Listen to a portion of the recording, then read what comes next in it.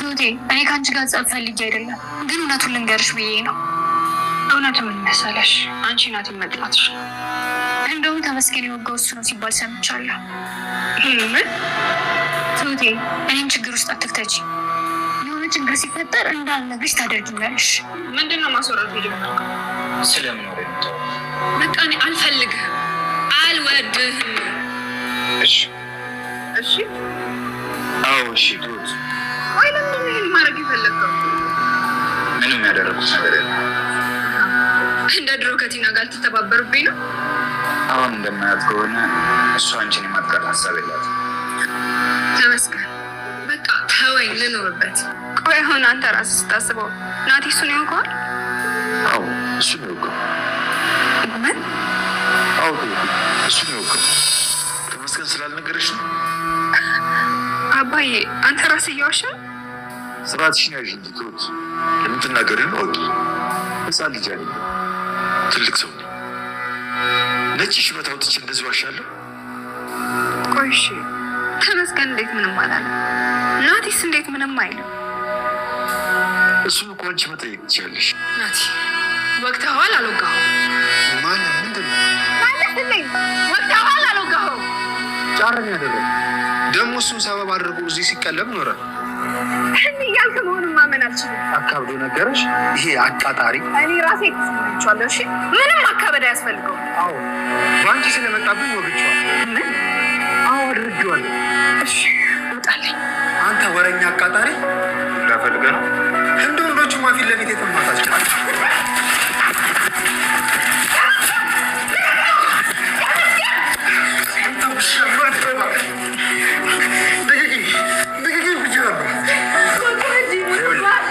እኔ እንዳንተ ጨለማን ተገን ሳላረግ እዚሁ ትሁት አይኗ እያለኝ ጨርሳ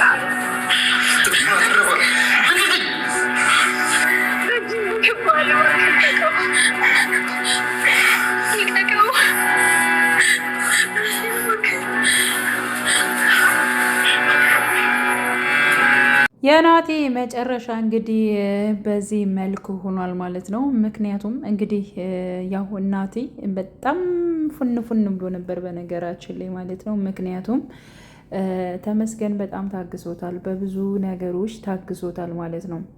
የታገሰበትና ዝም ያለበት ሁኔታ ነገሮቹ ሊቀየሩ ይችላሉ በሚል ምክንያት እንዲሁም ደግሞ ጠብ አልፈልግም፣ እንደዚሁ በሰላሜ ትሁትን ለራሴ ማድረግ እችላለሁ ከሚል አንጻር ይህን ነገር አስቦ አቅዶ ሁሉን ነገር ቻላ አድርጎት የተፈጠረውን ነገር እንዳልተፈጠረ በመቁጠር ማለት ነው። እንግዲህ ተመስገን ዝም ብሎ ነበረ፣ ግን ደግሞ በጣም ጢቅ አድርጎት ነበረ። እንግዲህ ናቲ በስተመጨረሻም እንግዲህ በተመስገን እጅ ወድቋል ማለት ነው። እና ናቲ እያንዳንዱ የሚያደርጋቸው ነገሮች በሙሉ አግባብ አይደሉም ማለት ነው። ምክንያቱም ትሁትን ለራሴ አደርጋታለሁኝ፣ በቃ ፊቷን አዙራ እኔን እንድታስብ አደርጋታለሁኝ ያለበት የሄደበት መስመርና የተጓዘበት ነገር ልክ አይደለም። እንዲሁም የባሰ እሷን እንዲያጣት እያደረገ ይገኛል ማለት ነው። ከዚህ በፊትም ያደረገው ነገር በጣም ከባድ ነገር ነው። እሷን ማገኛት በዚያ መልኩ ነው። በቃ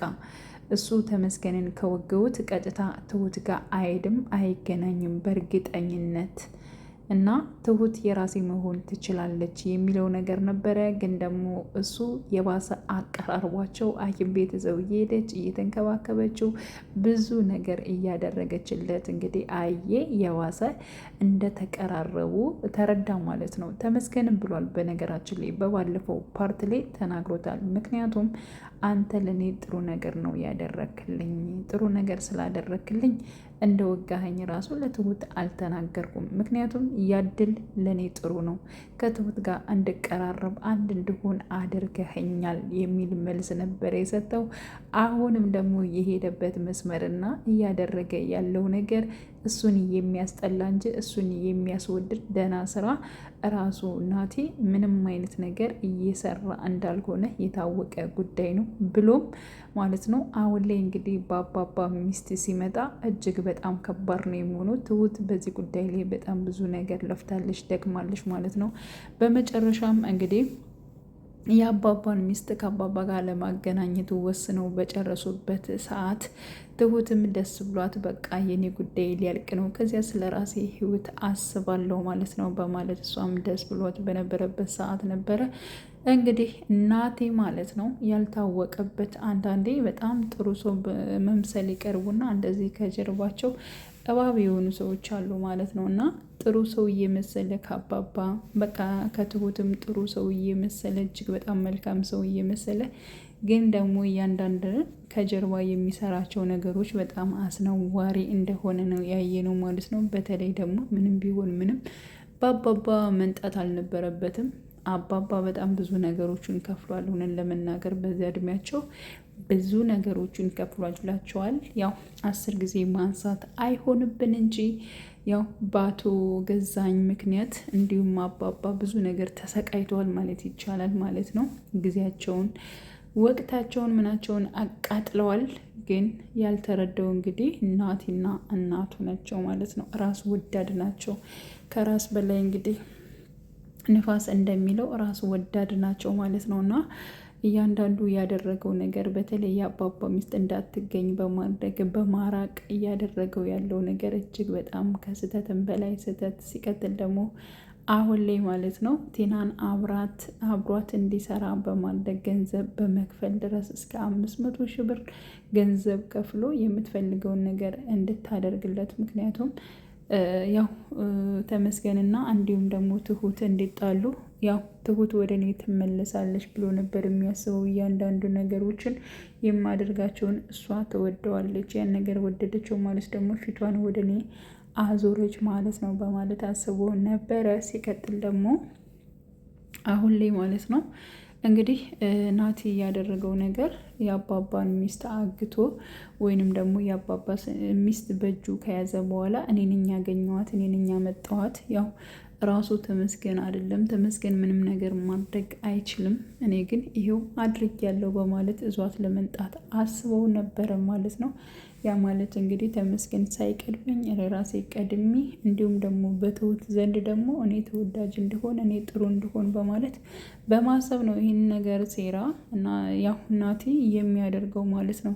የበነ ራሱ ሽማግሌው ማለት ነው። ያ ማለት እንግዲህ ስለ አባባ ሚስት መረጃ የሚሰጣቸው ግለሰብ እንግዲህ አባባን ለማሳመን ወይንም ደግሞ አንዳንድ ነገር ለአባባ ለመናገር በማለት እንግዲህ ያው ተመስገን ብር ሰጥቶት ወጪውን በሙሉ እኔ እችላለሁ፣ ግን ደግሞ እንደምንም መተህ አባባን እንድታረጋገው እፈልጋለሁ እባክህን ጋሼ በማለት እንግዲህ እሺ ብሏቸው እንግዲህ እነሱም ያው ትዕዛዛቸውን በማክበር ቀጥታ እንግዲህ የአባባን ቤት እየፈለገ በነበረበት ሰዓት እንግዲህ ናቲን ያገኘዋል ማለት ነው።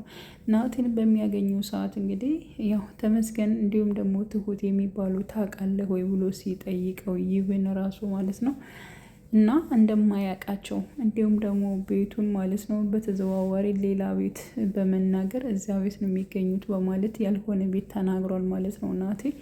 እና በዚያ ጉዳይ እውነት ለመናገር በጣም ነው የሚያናድደው። መጥፎ ነገሮችን እያደረገ ይገኛል ማለት ነው። እንዲሁም አሁን ላይ ትሁት የሰማችው ነገር ማመን አልቻለችም። ሲቀጥል ደግሞ ያው አባባን ፈልጎ የመጣው ግለሰብ ከቤት ሲገባ እዚሁ ላይ እንግዲህ ናቲ ቁጭ ብሏል ማለት ነው። እና በጣም ነበር ግራ የተጋቡት ማለት ነው። እንዴት እንደዚህ የማያውቀው እንዴት አላውቅም አይልም፣ እንዴት ያልሆነ ቦታ ራሱ እንዴት ያደርገኛል፣ ለምንስ ያስለፋኛል እያሉ ጋሼም ሲያወሩ ነበረ ማለት ነው። እና ከዚህ አንጻር እጅግ በጣም ብዙ ጥፋቶችን በተደጋጋሚ እያጠፋ ይገኛል። ሲቀጥል ደግሞ ቲና ትሁትን መክራታለች። ይህ ልጅ አይሆንሽም፣ በፍጹም ይቅርብሽ ትሁት ይቅርብሽ፣ ስለዚህ አንቺን የሚወድሽ የሚያፈቅረሽ ራሱ እንጂ ናቲ አይደለም በማለት እንግዲህ በግልጽ እየነገረቻት ትገኛለች። ተመስገን እንደሚወዳት እንደሚያፈቅራት፣ እንዲሁም ደግሞ ናቲ ደግሞ በጣም መጥፎ ሰው እንደሆነ ምናምን ባጭሩ ስነግራት ነበረ። ትሁት ግን ይህን ነገር አላመነችም ነበረ። እንዲሁም ደግሞ የወገው ተመስገንን እሱ መሆኑን አላወቀችም። እሱ ነው የወገው፣ ካላመንሽኝ አባባን መጠየቅ ትችያለሽ በማለት እንግዲህ ቲናም ተናግራለች። እና አሁን ላይ ቲና እያንዳንዱ እንግዲህ ራሱ ናቲ መጥፎ ነገሮች ቢያደርጉም ማለት ነው። ግን ደግሞ ለአባባ ቴና ቃል ገብታለች፣ እንደ ድሮ አይደለሁም አባዬ፣ እውነት ተቀይሬያለሁኝ። ስለዚህ አንተን የሚጎዳ ምንም አይነት ነገር አላደርግም። ግን ደግሞ ካጠገብህ ያለ ሰው የሆነ ሰው ሊጎዳህ ይፈልጋል፣ ራስህን ተጠንቀቅ በማለት እንግዲህ ተናግራ ነበረ ማለት ነው። ያ ማለት እንግዲህ ሚስቱን የያዘው ወይንም ደግሞ ናቲ ይህን ነገር ስላደረገ መጥፎ ነገር እንዲያደርግብህ አልፈልግም ብላለች ማለት ነው። እና አሁን ላይ ትሁት ያው እንግዲህ ከተመስገን ጋር በእርግጠኝነት ተመስገንና ቲና አብረው በመሆን በቃ እኔን የሆነ ነገር ለማድረግ ፈልገዋል፣ ከናቲ ጋር ለማጣላት ፈልገዋል የሚል ሀሳብ ነበር ያላት ማለት ነው። ያ ነገር ደግሞ እንዳልሆነ ታውቀዋለች።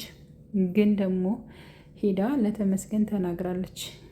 ከቴና ጋር ሆናችሁ ስለ እኔና ስለ እሱ የምታደርጉትን ነገር ማቆም አለባችሁ፣ ሁለታችሁ ተባብራችሁ ምናምን በማለት እኔ የምወደው ናቲን ብቻ ነው አንተን አልፈልግም ብላ በግልጽ ለተመስገን ስትናገር እሺ ነው ያላት። እሺ ማለት ምን ማለት ነው? ቆይ ግን እንደዚህ አይነት መልስ ለምን ትመልስልኛለህ? እያለች እንደውም ትሁት በድጋሚ ስትነጫነጭ ነበረ ማለት ነው። እንግዲህ በመጨረሻው ማለት ነው ተመስገንን የወገው እና መጥፎ ነገሮች እየሰራ ያለው ራሱ ናቲ መሆኑን እንግዲህ ትሁትም ተረድታለች። በዚያ ጉዳይ ለምን ነገርሃት? ለምንስ አንተ ወረኛ፣ አንተ ሾካካ እያለ እንግዲህ ተመስገንን ሲሳደብ ባለበት ሰዓት ነበር ተመስገንም እንቅ አድርጎ ሲደበድበው የነበር ማለት ነው። በነገራችን ላይ ይገባዋል ባይኔ ማለት ነው። እንደዚህ አይነት ነገር አንዳንዴ መቅመስ አለበት። ምክንያቱም በጣም ነበር ያንቀለቀለው ማለት ነው። እና ተመስገንም ታግሶት ነበረ። እና ቀጣይ ፓርት ደግሞ እንግዲህ የአባባን ሚስት ራሱ ናቲ እንዳገታትና እንደያዛት የሚታወቅ ጉዳይ ይሆናል ብዬ አስባለሁ። ናቲ ምን ሊሆን ይችላል? ምንም አይሆንም። በቃ ድብድብ ቀምሶ ነው የሚመለሰው ብለን ነው ተስፋ የምናደርገው። ምንም አይሆንም ባይነኝ እኔ። እናንተም ያላችሁን ሀሳብ አስተያየት በኮሜንት መጻፍ ትችላላችሁ። መልካም ጊዜ ተመኘውላችሁ።